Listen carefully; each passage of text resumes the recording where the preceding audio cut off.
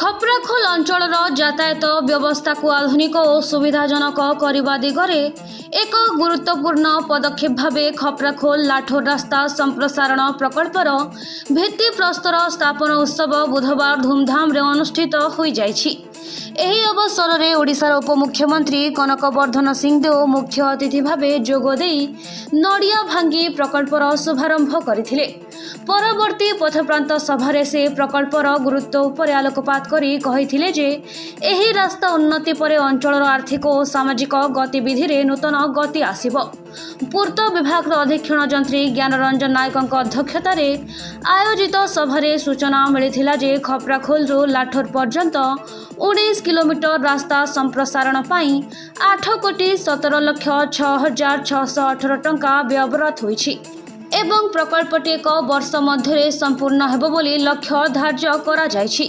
ଏହି କାର୍ଯ୍ୟକ୍ରମରେ ପାଟଣାଗଡ଼ ଉପଜିଲ୍ଲାପାଳ ସୁନୀଲ କୁମାର ମେହେର, ଖପ୍ରାଖୋଲ ବିଡିଓ ବିବେକାନନ୍ଦ ଷଡ଼ଙ୍ଗୀ, ତହସିଲଦାର ଆନନ୍ଦ କୁମାର ପଣ୍ଡା ସମ୍ମାନିତ ଅତିଥି ଭାବେ ଯୋଗ ଦେଇଥିଲେ।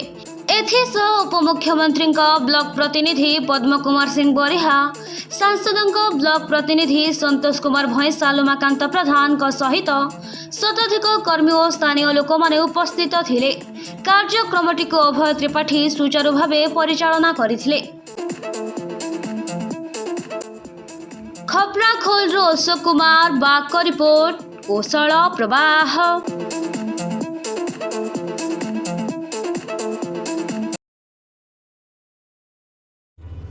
आवासिक विद्यालय दिगरे एक सफल पदक्षेप बलांगीर सहरर भगवती नगर रे अवस्थित विद्या भारती आवासिक विद्यालय कोचिंग जेभଳି उन्नत व्यवस्था रही स्मार्ट क्लास सेभଳି आकर्षणीय व्यवस्था रही छात्र छात्री स्वतंत्र हॉस्टेल व्यवस्था जोगु सुनाम अर्जन करथिबा आवासिक विद्यालय रे अनग्रसर पिलांक पई स्वतंत्र ध्यान दियाजिबार व्यवस्था करा जायछि।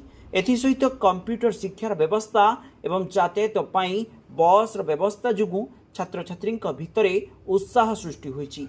विद्या भारती आवासिक विद्यालय रे निज पिलांकु एडमिशन कराइबा पई जोगाजोग करंतु।